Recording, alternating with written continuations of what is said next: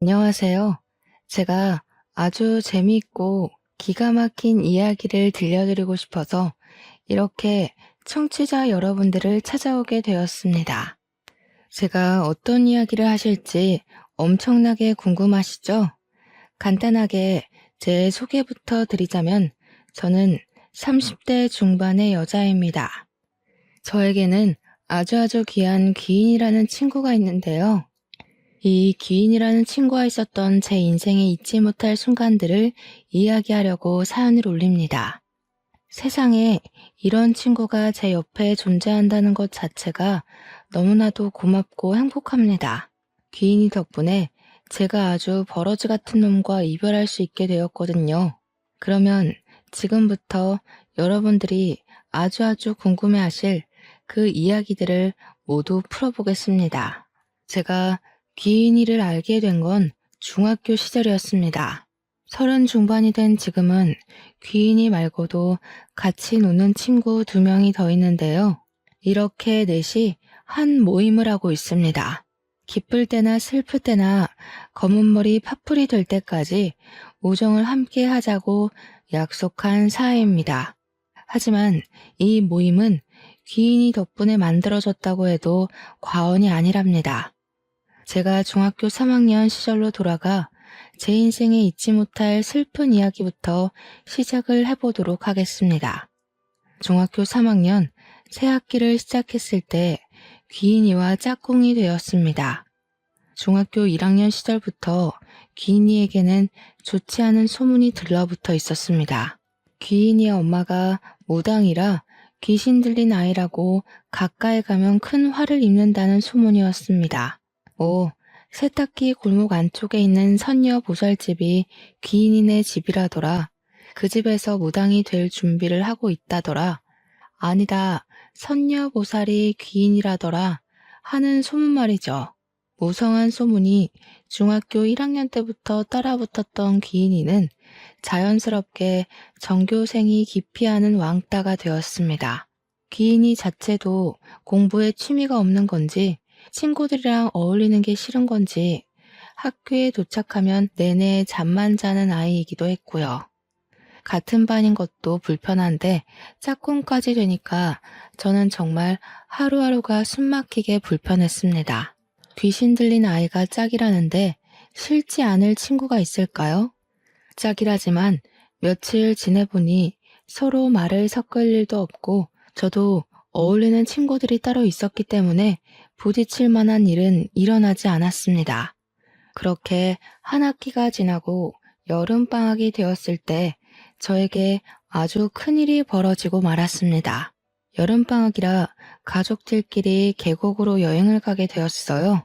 이모네 가족, 우리 가족 할 거 없이 계곡 옆에 텐트를 치고 물놀이도 하고 고기도 구워 먹고 그렇게 하루를 보내기로 했습니다. 그런데 그날 예상치 못하게 밤사이에 비가 엄청나게 오기 시작했고 상류에서부터 물이 대량으로 쏟아지는 바람에 계곡이 범람하게 된 것이었습니다. 저는 텐트에서 자고 있다가 아빠의 급한 부름에 놀라서 텐트를 떠나게 되었는데 빗소리에 서로 우왕좌왕하느라 의사소통이 전혀 되지 못했던 거죠. 엄마는 제가 텐트에서 자고 있는 줄 알고 텐트를 향해 달려오셨고 그대로 범람한 물에 휩쓸려 사라지게 되었습니다. 완전히 자연재해 사고였고 물에 빠지고 나서야 싸늘하게 식은 엄마를 찾을 수 있었습니다. 당시 뉴스에도 나오고 큰 사건이라 며칠 동안 신문에도 나오고 했었죠. 저를 구하기 위해 돌아가시게 된 엄마. 제 죄책감은 말로 할 수 없을 정도였습니다. 갑작스러운 장례에 친구들은커녕 학교에도 말을 못하고 장례식을 치르게 되었습니다. 하필이면 방학 중이기도 해서 제 친구들은 아무도 오지 못했어요. 장례식장에서 혼자 울면서 엄마 하고 있는데 대뜸 귀인이가 장례식장을 찾아온 게 아니겠습니까? 울고 있는 저를 향해 이온 음료 하나를 내밀더니 쭈뼛해하면서 너네 엄마가 너 무사해서 다행이래 이런 말을 하는 겁니다. 순간 소름이 오소소 돋더라고요. 저희 엄마가 돌아가신 걸 친구들도 선생님도 아무도 모르고 있었으니까요. 아무리 뉴스에서 연일 보도가 된다고 해도 누가 죽었는지 어디서 장례식을 치르는지는 나오지 않으니까요. 제가 너무 놀라서 눈물이 뚝 멈추더라고요. 그래서 귀인이를 붙잡고 물어보았습니다. 여기는 어떻게 알고 온 거냐고 물었더니 저한테 너도 나 소름 돋는다고 피할 거 아니니? 하고 되묻더라고요. 피하지 않을 테니까 사실대로 이야기해달라고 했더니 귀인이가 한숨을 푹 쉬면서 이야기를 해주었어요. 꿈에 모르는 아줌마가 나타나서 제 이름을 계속 부르더래요. 듣다 보니 짝꿍 이름인 걸 알아서 제 짝꿍 말하는 거냐고 물어보니까 그 아줌마가 맞는다고 고개를 끄덕이더래요. 그랬더니 말 좀 전해달라고 하면서 자기는 괜찮다고 우리 딸 무사해서 다행이라고 전해달라고 하고는 사라졌다는 겁니다. 다음날 눈 뜨자마자 인근 장례식장에 전화를 돌려서 제 이름을 대니까 딱 이곳에서 알려주더라는 겁니다. 지금 장례를 치르고 있는 중이라고 호시를 말해주더래요. 말을 전해달라고 꿈에 찾아왔는데 그냥 무시하는 건 예의가 아닌 것 같아서 찾아온 거라고 하더라고요. 저는 우리 엄마가 왜 내 꿈에는 나타나지도 않고 네 꿈에 나와서 그랬을까 하면서 막 울었어요. 그랬더니 귀인이가 우는 저를 상당히 곤란해하면서도 어설프게 저를 끌어안고는 토닥토닥 해주더라고요. 그러면서 하는 말이 원래 걱정 많은 귀신은 한이 남는 법인데 자기가 대신 말을 전해줬으니까 좋은 데 가셨을 거라고 하더라고요. 너무 울지 말고 힘내라고 이야기를 하는데 그 어떤 위로보다 저에게 힘이 되는 말이었습니다. 그렇게 단 한 번의 만남으로 귀인이에게 저는 마음을 온통 빼앗겨 버렸어요. 방학이 끝나고 학교에 가게 돼서부터는 혼자 밥 먹고 잠만 자는 귀인이를 깨워서 엄청나게 챙겨주었습니다. 저랑 친했던 애들은 귀인이랑 어울리는 저를 보고 왜 귀인이랑 노냐고 저를 문책하기도 했지만 저는 아무것도 상관하지 않았습니다. 제가 귀인이 뒤를 졸졸 쫓아다니니 자연스럽게 단짝이 되었고 저랑 친했던 친구들이랑은 멀어지게 되더라고요. 뭐 중학생이니까 그럴 수 있지만 귀인이의 속도 모르고 배척부터 하는 친구들에게 실망을 하기도 했습니다. 다행인 건 귀인이랑 제가 같은 고등학교에 진학을 하게 되었다는 것이었어요. 고등학교에 가서는 2명의 친구들이 더 늘게 되었어요. 지금까지도 모임을 하고 있는 친구들입니다. 물론 사람을 대하는데 서툰 귀인이를 대신하여 제 친화력이 한몫한 거긴 하지만 다들 귀인이의 내면을 바라봐 준 듯 했습니다. 그 뒤로 우리 넷은 진짜 단짝이 되었어요. 공부도 같이 하고 노래방도 같이 가고 야자도 같이 땡땡이 치고 떡볶이를 먹으러 가기도 했고요. 나름 편했던 건 귀인이가 무당집 딸이라는 소문이 고등학교에도 자자했기 때문에 일진 친구들도 귀인이가 무서워서 저희는 건드리지 않았습니다. 당시에 저희 학교 일진 애들이 돈도 뺏고 학교 폭력도 일삼는 아주 못된 애들이었거든요. 우리 넷은 학교 생활하면서 단 한 번도 그런 일에 휘말리지 않고 잘 지낼 수 있었죠. 성적도 고만고만했던 저희는 대학교도 다 서울에 있는 4년제 학교에 다니게 되어서 한 달에 한두 번 이상 꼭 만나서 밥을 먹었습니다. 우리 우정 영원하자는 친목 관계는 성인이 되어서도 쭉 유지가 되었죠. 아, 귀인이는 사람이 많은 곳은 불편하고 피곤하다면서 대학교를 진학하지 않았습니다. 실제로 귀인이네 집이 무당집이긴 했어요. 엄마나 귀인이가 선녀보살은 아니었고 귀인이의 이모가 선녀보살이었습니다. 저에게 은근슬쩍 대학교에 가면 성적 비관으로 죽은 귀신들이 많다면서 골치가 아프다고 하는데 그런 말 할 때는 친구지만 소름 돋더라고요. 제가 특히나 귀신을 좀 무서워하는 성격이었거든요. 물론 우리 넷이 친한 것과는 별개로 친구들의 부모님은 귀인이를 별로 좋아하지 않았습니다. 저야 뭐 우리 엄마 장례식장에 귀인이가 찾아왔을 때 아버지도 같이 있었고 우리 엄마가 전해달랬던 말을 듣고 아버지도 오열을 하셨었기 때문에 아버지는 귀인이를 정말 귀한 대접 받아야 하는 사람이라며 참 좋아하시긴 했지만 다른 친구들네 부모님은 아니었어요. 무당집 애라고 온 동네에 소문이 자자한 친구인데 고등학교 때 친했으면 그걸로 끝이지 뭘 대학까지 가서 만나나 이런 소리를 하셨죠.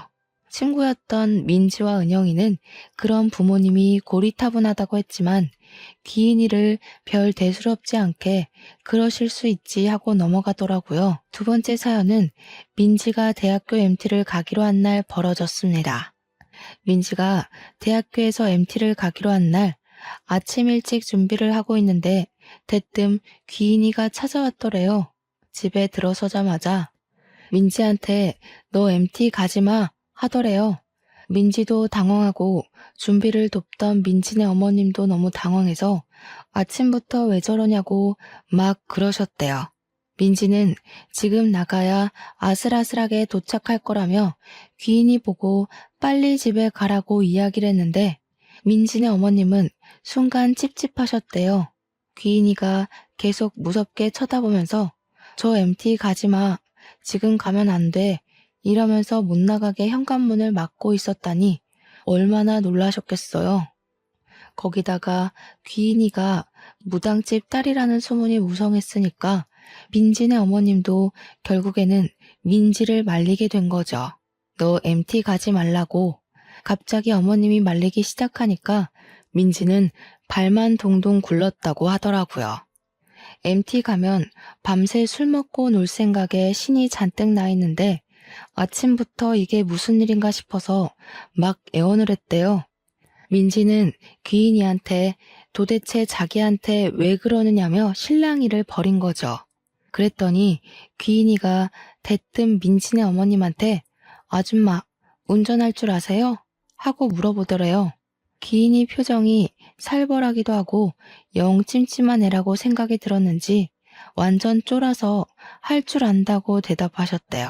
그러니까 귀인이가 애가 정 가고 싶다고 하니까 2시간 뒤에 아줌마 차 타고 같이 가죠. 집까지만 태워주세요. 했대요. 그러니까 민지네 어머님이 말릴 수도 없고 싫다고도 못하는 우왕좌왕하는 사이에 민지 휴대폰에 연락이 막 쏟아지더랍니다. 학교 친구들이 너 왜 안 오냐, 지금 출발해야 된다 하면서 언제 오냐고 물어보더라고요. 민지가 이미 늦었다는 생각이 동기들에게 피해를 줄 수 없어서 일이 생겨서 좀 늦을 것 같으니까 먼저 출발하라고 했다고 하더군요. 버스를 타던 엄마가 데려다 주던 늦게라도 가기만 하면 된다는 생각에 학교에서 빌린 관광버스를 먼저 보낸 거죠. 그러면서 귀인이에게 화가 너무 나서 으르렁거렸대요. 무슨 일인지는 모르겠지만 딱 2시간만 있다가 나가겠다고. 2시간이 뭐가 중요한지 모르겠지만 별일 아니면 화 많이 낼 거라고 엄포를 놓고요. 그렇게 불편하게 거실에 셋이 나란히 앉아서 시간이 가기만 기다렸대요. 민지 말로는 그때의 공기가 얼마나 불편했는지 밥을 안 먹어도 체하는 기분이었다고 했습니다. 그렇게 2시간이 채 안 된 시점에 귀인이가 대뜸 리모컨을 찾더니 뉴스 채널을 틀더랍니다. 민지네 어머님은 기가 막혀서 아무 말도 못하고 귀인이를 쳐다보고 민지도 어이가 없어서 가만히 있었대요. 그런데 그 순간 고속도로에서 15중 추돌 사고가 났다면서 긴급 속보가 막 뜨더랍니다. 리포터가 분주하게 사건 현장을 이야기하는데 뉴스에 떡하니 MT에 가려던 D 대학교 학생들이 크게 다쳤다고 뜨더래요. 순간 민지 어머님이 아악 하면서 소리를 지르고 민지는 머리털까지 쭈뼛 서는 느낌이 들었대요. 놀래서 MT에 간 친구들에게 민지가 전화를 걸었는데 그 누구도 받지를 않고 조교한테 전화하니까 조교가 민지야 너 무사하니? 이러더래요. 민지가 조교한테 저는 늦어서 버스를 못 탔다고 하니 사고 난 차량이 동기들이 탄 차가 맞다면서 다들 병원으로 이송이 되었다고 전해주더랍니다. 너라도 버스 안 타서 다행이라고 하늘이 도왔다고 막 그러더라는데 귀인이가 아무 말 없이 민지를 보고 있었대요. 다행인 건 사망사고는 일어나지 않았고 몇 명은 크게 다쳐서 병원 신세를 오래 져야 했다고 했어요. 그날 이후로 민진의 어머님은 귀인이한테 완전히 뿅 가는 바람에 귀인이만 보면 손이 무겁게 먹을 걸 싸주시곤 했대요. 우리 딸 살려준 게 귀인이라면서 동네방네 자랑도 하시고, 그런데 귀인이는 그냥 친구라서 도운 거라고 딱 잘라 이야기했다고 하더라고요. 민지는 귀인이 덕에 살긴 했는데 다시 생각해도 너무 놀랍다면서 귀인이한테 어떻게 알았냐고 막 물어보더라고요. 우리가 오죽하면 귀인이 보고 차라리 무당집을 차리는 게 어떻겠냐, 진짜 돈 엄청나게 벌 것 같다고 했죠. 그랬더니 귀인이가 그게 얼마나 고된 삶인지 잘 알아서 죽어도 싫다고 딱 잘라 거절하더라고요. 자기가 꿈에서 이것저것 보긴 하는데 신내림을 받은 것도 아니고 그럴 필요도 없어서 굳이 무당이 되고 싶진 않다고 했어요. 매번 볼 수 있는 것도 아니고 꿈에 가끔 나올 때가 있어서 필요한 부분만 알려주는 거라고 다른 건 기대도 하지 말래요. 우리는 그 사건으로 더욱 돈독해질 수 있었습니다. 사회인이 되어서도 친한 관계를 유지하고 지낼 수 있었던 건 전부 귀인이 덕이었어요. 제 친화력으로 붙게 된 모임이라고 생각했지만 우리 모임의 주축은 귀인이 다름없었습니다. 저와 은영이, 민지가 전부 취직을 하는 동안 귀인이는 백수 생활을 유지했어요. 그 이유는 대학을 진학하지 않은 이유와 비슷했는데 너무 많은 사람들을 알게 되면 꿈을 꾸는 게 피곤하다는 이유였습니다. 뭐 그것뿐만 아니라 학창 시절에 저희를 알기 전까지 꾸준히 소문으로 인한 왕따를 당했으니 사람이 싫을 법도 하겠죠. 그렇게 우리의 나이가 30이 넘어가고 민지와 은영이는 결혼을 하게 되었습니다. 웃긴 건 민지네 어머님이 민지가 예비 신랑을 소개해주는 자리에 귀인이를 불렀다는 겁니다. 귀인이 입에서 너무 잘 어울리는 한 쌍이네요 라는 말이 나올 때까지 귀인이만 쳐다봤다고 하시던데 제가 그 말을 듣고 얼마나 웃었는지 몰라요. 귀인이 말이 진짜였는지 민지는 결혼을 한 이후에 일이 술술 잘 풀리기 시작했고 민진의 어머님은 귀인이를 정말 떠받들여 주었답니다.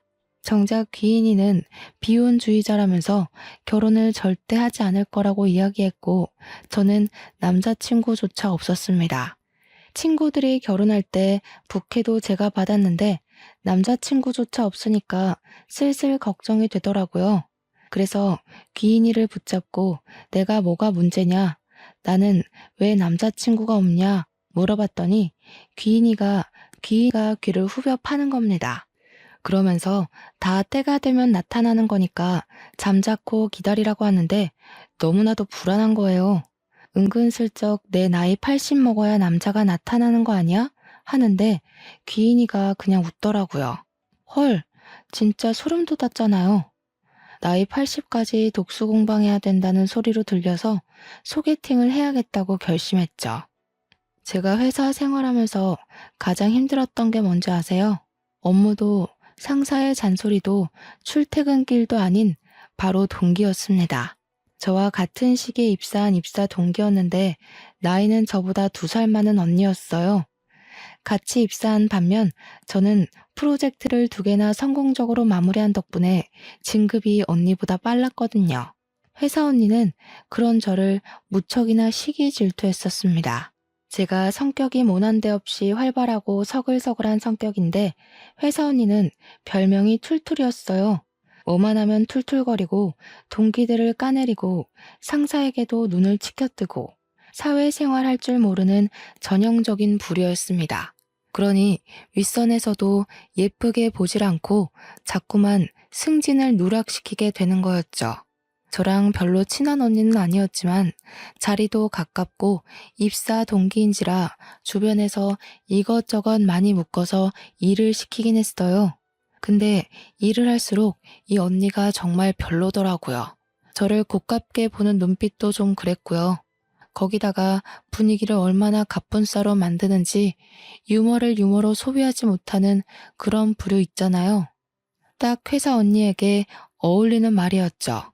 농담을 해도 어찌나 뼈가 살벌하게 있는지 주변에서 아무도 웃지 못하게 만드는 사람이었습니다. 지 잘난 거 하나 없는데 지 잘난 맛에 살아서 사람들 무시하고 깔보고 그런 유형이요. 그러니까 자연스럽게 회사 사람들도 언니를 피하는데 자기만 모르고 자꾸 둘러붙는 눈치도 없는 사람이었습니다. 회사 과장님이 명품백을 들고 온 날 대놓고 이거 짭이죠? 하는데 그 주둥이를 정말 꿰매고 싶은 심정이었죠. 그런 언니가 저에게 소개팅 제안을 해온 겁니다. 처음에는 당연히 거절부터 했습니다. 그냥 저 한번 엿먹으려고 그런가 싶어서 죽어도 싫다고 했어요. 그런 거 있잖아요. 소개팅을 했는데 대머리가 나왔다. 팔이 한쪽 없더라 하는 이야기요. 딱 제 이야기가 될 것 같아서 웃는 낯으로 거절을 했는데 이 언니가 며칠을 붙잡고 이야기를 하는 거예요. 너무너무 괜찮은 사람인데 한 번만 만나보라고요. 그래서 저도 똑같이 말했어요. 너무너무 괜찮은 사람이면 대리님이 만나지 왜 절 소개해 주냐고요. 그러니까 저한테 자긴 남자친구가 있다면서 회사에서 유일하게 친한 동생이니까 소개해 주는 거래요. 누가 누구랑 친하다는 건지, 하하. 그러더니 저한테는 상의도 없이 제 휴대폰 번호를 넘겼더라고요. 이미 휴대폰 번호까지 넘어간 거 한번 딱 만나고 거절해야겠다 싶어서 알겠다고 했습니다. 어차피 만남을 이어가는 건 서로의 몫이지 언니가 참견할 만한 건 아니니까요. 약속을 잡고 만났는데 아니 정말 예상 밖으로 너무 멀끔하고 괜찮은 사람이 앉아있는 게 아니겠어요? 무슨 생긴 게 한쪽 쌍꺼풀만 있고 가마도 쌍가마라서 미신을 믿는 저에게는 좀 걸리는 부분이긴 했지만 너무너무 괜찮은 사람이었습니다. 배려심도 좋고 말도 유머 있게 하는데 생긴 것까지 진하게 생겨서 호감형 얼굴이고 키까지 컸어요. 더군다나 대기업에 다닌다고 하니까 두 번 볼 것도 없는 최고의 신랑감으로 느껴진 거죠. 그때는 살짝 의문이 들긴 했습니다. 회사 언니는 왜 이런 로또를 저에게 소개해 준 걸까 하는 의심이죠. 하지만 그것도 잠깐. 결국 동기 언니에게 고맙다고 인사를 할 정도로 괜찮은 사람이라는 걸 알고 나서부터는 저는 그 남자에게 푹 빠지게 되었습니다. 한 번 만남이 두 번이 되고 두 번이 다섯 번이 되고 그렇게 시간이 갈수록 이 남자는 저와 천생연분이라는 생각이 들었습니다. 그래서 셀 수 없이 만남을 지속했을 무렵 저는 그 남자와 연애를 하기 시작했어요. 데이트를 할 때마다 조수석 차 문을 열어주고 안전벨트를 매주는 그런 세심한 남자였죠. 제가 지나가는 말로 와, 귤이 나올 때가 됐네. 벌써 귤 먹고 싶다 하니까 집으로 귤을 박스로 배송해주는 그런 남자였어요. 보석이나 가방같이 큰 걸 챙겨주진 않아도 일상에서 소소하게 제가 한 말을 기억했다가 하나하나 챙겨주는 남자요. 가랑비에 젖는다는 말처럼 저는 그에게 푹 빠져버렸고 이 남자 없는 일상은 생각할 수조차 없게 되었습니다. TV를 보다가도 와 저기 가보고 싶다 하는 곳은 기억해뒀다가 저를 꼭 데리고 가주는데 어찌 싫어할 수가 있을까요? 거기다가 취미생활도 완전 잘 맞는 거예요. 제가 은근히 몸치라서 운동 종류를 정말 싫어하거든요. 그런데 이 남자도 운동을 싫어한다고 하더라고요.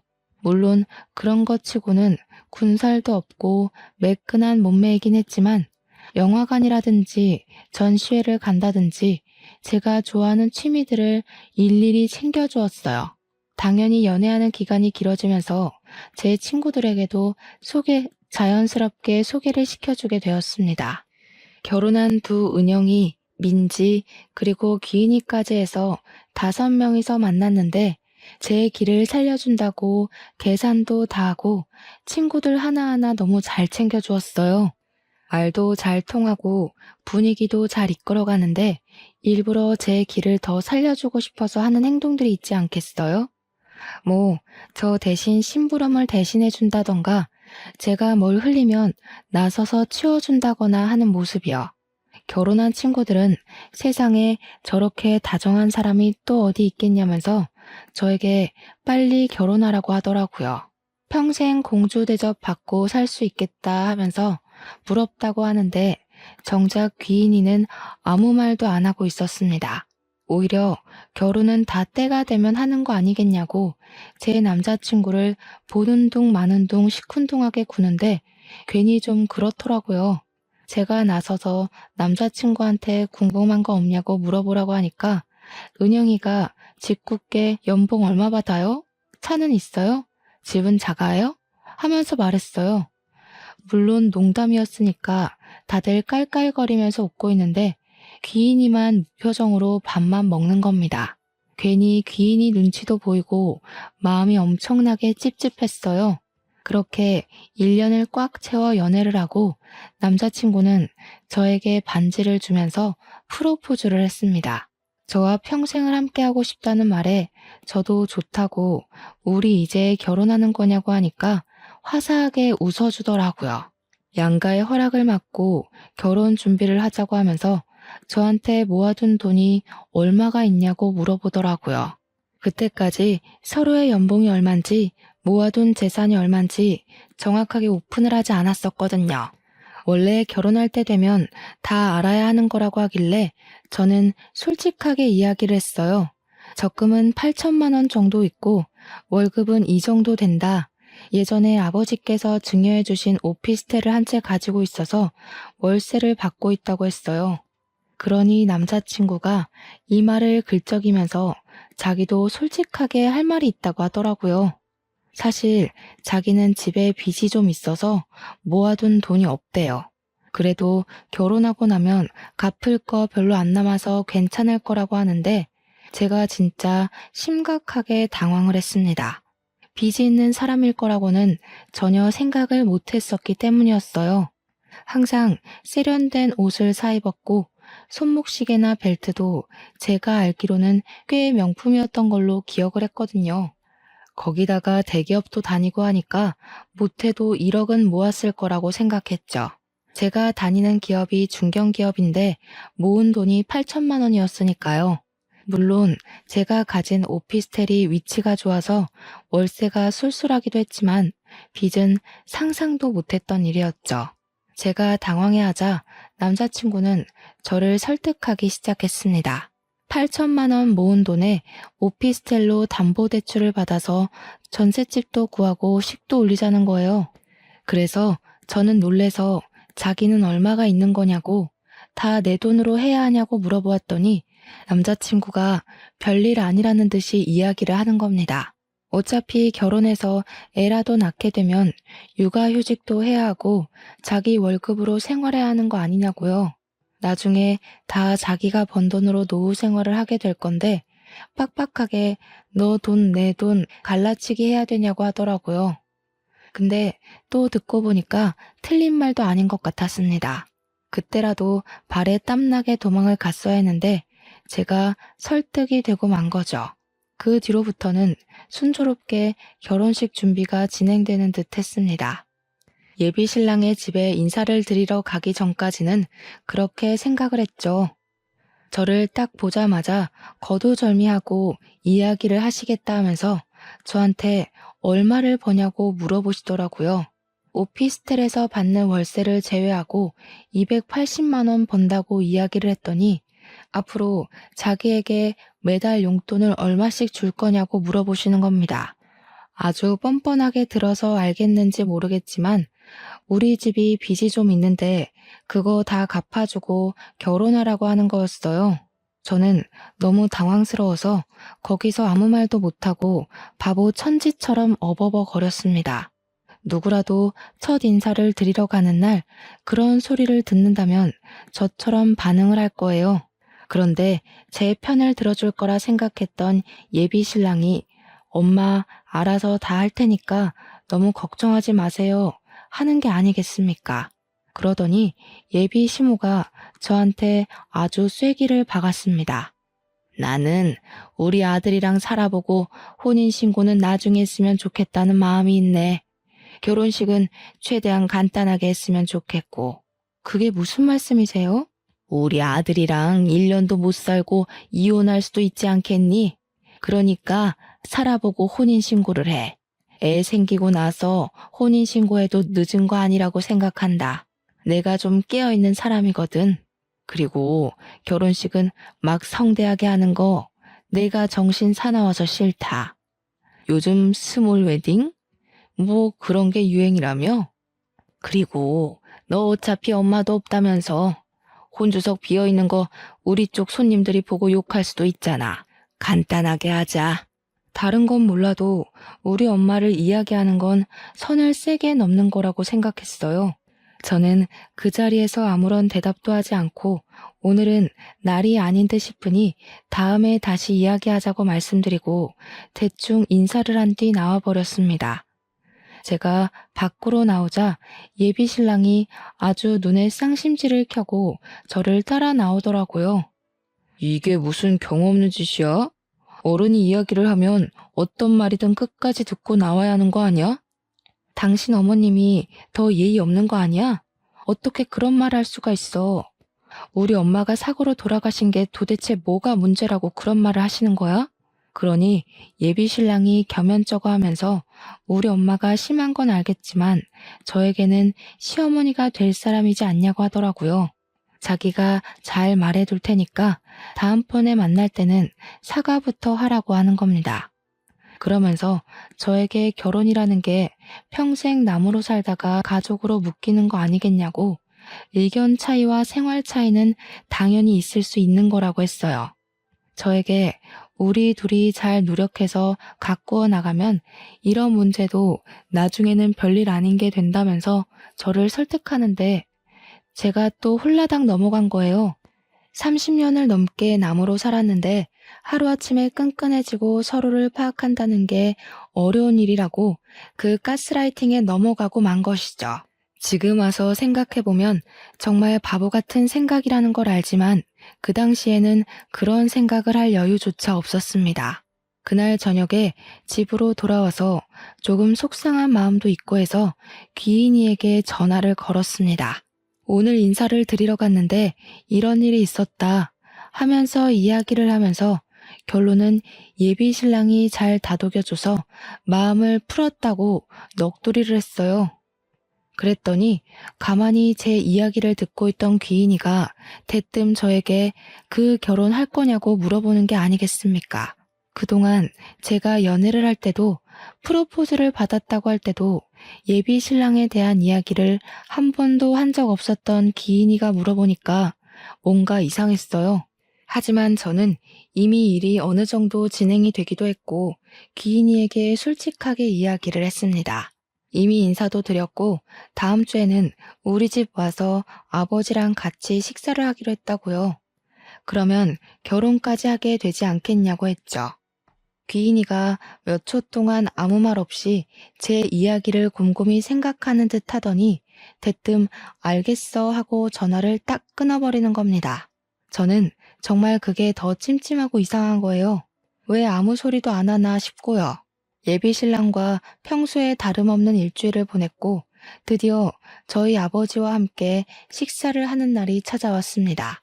아버지께 남자를 처음 소개해드리는 자리이다 보니 평소와 달리 너무나도 긴장이 되더라고요.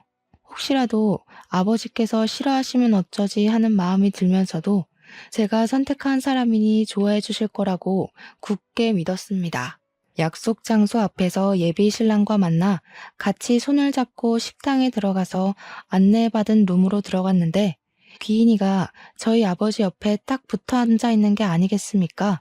저는 너무 놀라서 뭐야? 하고 물어보았습니다. 너 여기에 왜 있어? 하니까 귀인이가 아무렇지 않게 아버지가 같이 밥 먹자고 부르셔서 왔어. 이러더라고요. 예비 신랑의 얼굴은 좋지 않아 보였지만 아버지께서 귀인이를 보면서 끄덕이시더라고요. 내가 같이 밥 먹자고 불렀다. 우리 가족이나 다름없는 귀한 친구이니만큼 같이 보는 게 좋을 것 같아서 그랬어 하시는데 예비 신랑도 더 말을 못했죠. 경우 없다고 생각하면서도 예비 장인어른의 말에 토를 달아 굳이 점수를 깎이고 싶지 않았던 거였을 거예요. 식사가 나오고 본격적으로 밥을 먹으면서 이야기를 하려고 했는데 아버지께서 일단 밥부터 먹고 이야기를 하자고 하셨습니다. 우리 딸 일하느라 고생했는데 든든히 밥은 먹어야 하지 않겠냐고 하시는데 예비 신랑도 끄덕이면서 맞장구를 치더라고요. 제가 밥을 먹는 동안 예비 신랑이 제 밥그릇 위에 생선살을 발라 놓아주고 갈비를 놓아주고 하는데 우리 아버지는 묵묵히 밥만 드시더군요. 평소 같으면 우리 딸한테 잘하는 남자라고 칭찬을 해주실 법도 한데 너무 싸늘하게 식사만 하시니까 기분이 별로였어요. 집에 가서 아버지께 투정이라도 부려야겠다 싶어서 일단 식사에 집중을 하고 어느 정도 다들 배가 부르자 전통차를 내어주시더라고요. 그래서 차를 마시면서 본격적인 결혼 이야기를 꺼내려고 물꼬를 틀었습니다. 그러자 귀인이가 대뜸 예비 신랑을 보면서 의미심장한 얼굴로 이야기를 하더라고요. 7년 전에 큰일을 한번 겪으셨네요. 무슨 일이 있었는지 그쪽 입으로 듣고 싶은데. 저는 무슨 말인가 싶어서 귀인이를 쳐다보다가 예비 신랑의 얼굴을 바라보았어요. 그러자 예비 신랑의 얼굴이 진짜 볼품없이 썩어 들어가는 겁니다. 저는 이게 다 무슨 소리인가 싶어서 예비 신랑을 향해 물어보았습니다. 7년 전? 왜? 오빠 무슨 일 있었어? 그러니까 예비 신랑이 아무 일도 없었다고 저를 향해 표정을 갈무리하고 이야기를 하는 겁니다. 그러자 귀인이가 정말 가증스러운 연기를 하면서 예비 신랑의 목을 점점 죄어왔어요. 아무 일도 없었다고요? 이상하다. 내 눈에는 빨간 줄이 보이는데. 빨간 줄은 또 뭐지?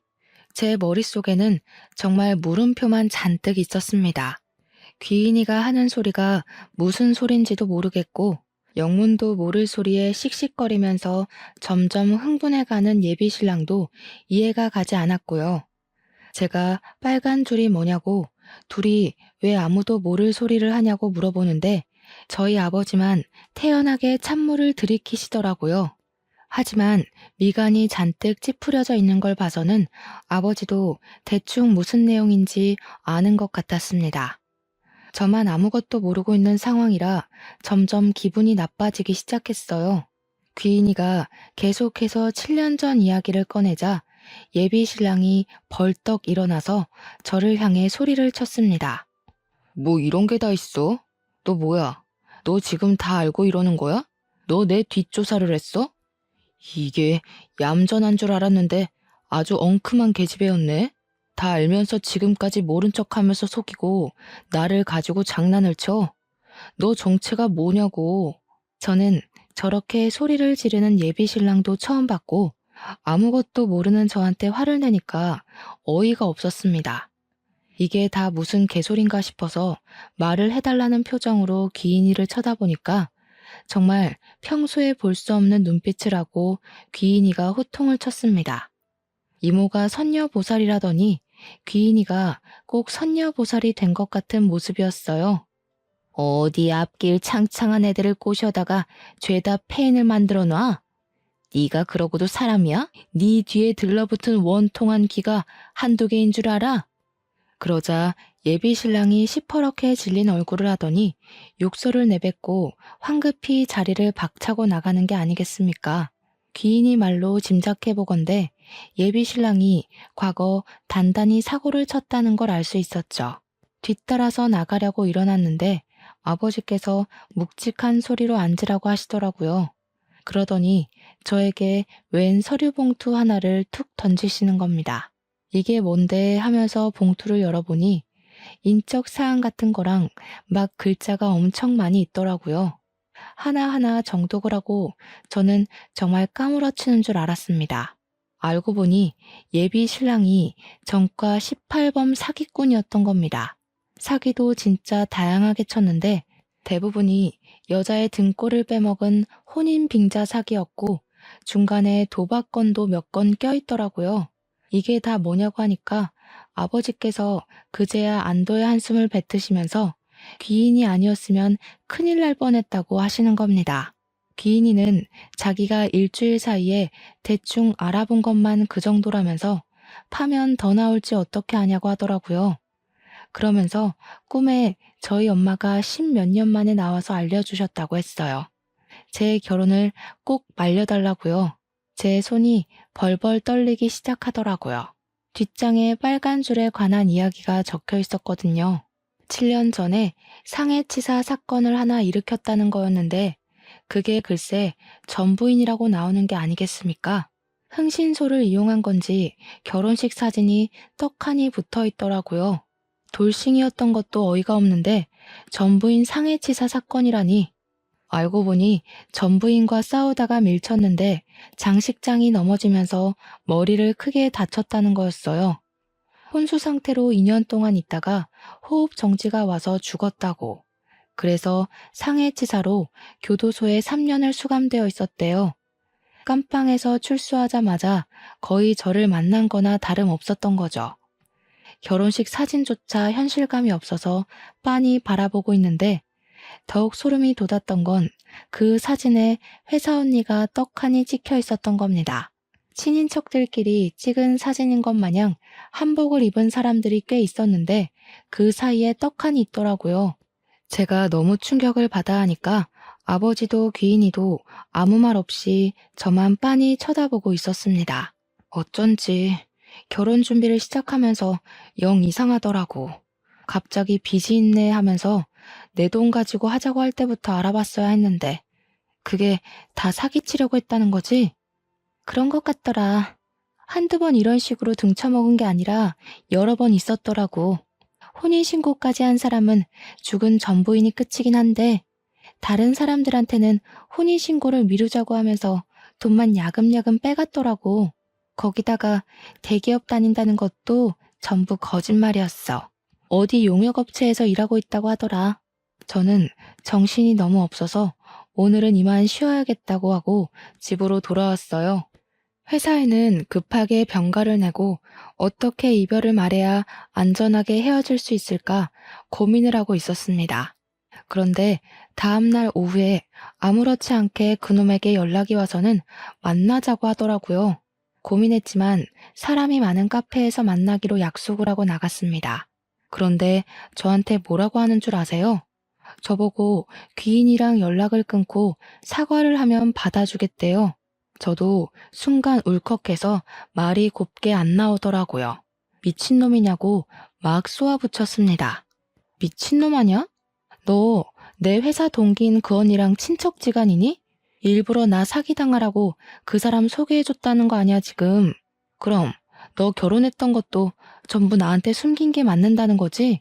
그러니까 그놈이 무척이나 당황해하면서 친척은 맞고 사기를 치려고 했던 게 아니라 진심으로 소개받고 싶어서 그런 거다 하면서 변명을 하더라고요. 오해가 있다면서 결혼을 하긴 했지만 그게 하려고 한 게 아니라 이러면서 앞뒤가 안 맞는 말을 하길래 오해는 무슨 오해냐고 결혼식 사진 다 봤다고 했어요. 아무리 사고라고 하지만 전부인을 식물인간으로 만들었다며? 사고 2년 뒤에 사망까지 했다며. 그러니까 자기는 다 죗값 치르고 왔고 문제될 게 없다고 하더라고요. 그게 무슨 자랑도 아니고 진짜 어이가 없어서 어떻게 이걸 속이고 저랑 결혼을 하려고 했는지 너무 소름이 돋았어요. 그래서 너네 엄마가 혼인신고 바로 하지 말라고 한 거구나? 애가 생기면 하라는 게 빼도 박도 못하는 시기가 됐을 때 혼인신고를 시키려고 한 거였어. 내가 모은 돈에 오피스텔까지 헤쳐먹고 버리려고 한 거야? 그러니까 그제야 욕을 나지막히 내뱉으면서 고개를 돌리더군요. 아니 왜 욕지랄이야. 누구는 욕 못해서 안 하는 줄 알아? 이 후레자식이야? 야, 보는 눈이 많아서 내가 여기까지만 하는 줄 알아. 너 진짜 운 좋은 줄 알아. 내가 봐주는 거야. 알겠어? 무섭게 내뱉고는 카페를 나가버리더라고요. 저는 놀라기도 했고 소름이 돋기도 했고 바로 그놈의 연락처를 차단시켜버렸습니다. 다행히도 식장이며 뭐며 예약한 게 하나도 없어서 처리할 것도 위약금 물어야 할 것도 없었다는 거죠. 그날 저녁에 제가 차단을 한 걸 알았는지 다른 번호로 그동안 저한테 쓴 돈이 얼마라면서 돈을 보내라고 연락이 왔더라고요. 그래서 깔끔하게 무시해주고는 다른 번호도 차단해버렸습니다. 다음날 회사에 출근을 하니 동기 언니가 저를 쓱 쳐다보는데 안절부절 난리가 났더라고요. 아마 그 사기꾼에게 모든 이야기를 전해드린 게 아닌가 싶었습니다. 저는 일부러 탕비실에서 잠깐 이야기 좀 하자고 언니를 불렀고 사람들이 꽤 있는 탕비실에서 큰 소리로 이야기를 했습니다. 물론 말만 한 건 아니고요. 들어오자마자 손에 쥐고 있던 커피를 그 언니에게 확 부어버리고 소리를 쳤죠. 주위에 있던 회사 사람들이 전부 구경하듯이 몰려들었고 언니는 아무 말도 못하고 부들부들 떨고 있었어요. 언니, 아무리 제가 밉고 싫어도 그렇지 어떻게 사기꾼을 저한테 소개해 줄 수가 있어요? 동기라고 챙겨주는 건 줄 알았더니 언니네 집안에 전과 18범 사기꾼을 저한테 붙여요. 거기다가 전 부인을 상해치사로 골로 보내서 교도소까지 갔다 온 살인범을요. 그러니까 주위에서 어머 그게 무슨 소리야? 와 대리님 무서운 사람이네. 그렇게 안 봤는데 하면서 난리가 난 겁니다. 언니는 울고불고 자기가 잘못했다고 비는데 이게 잘못했다고 말로 해서 될 일이겠어요? 저는 당연히 상사에게 보고를 했습니다. 주변 사람들 모두가 언니에게 손가락질을 하고 소문도 회사에 번지고 번졌으니 회사에서도 골칫덩어리가 된 거죠. 그동안 별로 좋지 않았던 회사 내 태도를 문제 삼아 결국 언니는 퇴사 처리가 되고 말았습니다. 물론 일주일을 못 버티고 사표를 냈을지도 모르겠네요. 그 뒤로 저는 여전히 귀인이를 은인으로 모시면서 잘 지내고 있습니다. 우리 아버지는 저보다 더 귀인이를 챙기면서 지내고 계시고요. 둘이 저 빼놓고 소주 마시러 다니고 있더라고요. 참나. 그래도 귀인이 덕에 고마운 일이 많아서 저는 너무 감사할 따름입니다. 귀인이가 저한테 슬쩍 다 때가 있으니까 조용히 기다리라고 삶이 흘러가는 대로 살면 좋은 인연이 나타날 거라고 하더라고요. 언제 만날지 모를 그 인연을 기다리면서 저는 오늘의 삶을 충실하게 살고 있답니다. 이런 저의 사연 어떠셨나요? 긴 사연 들어주신 여러분 감사합니다.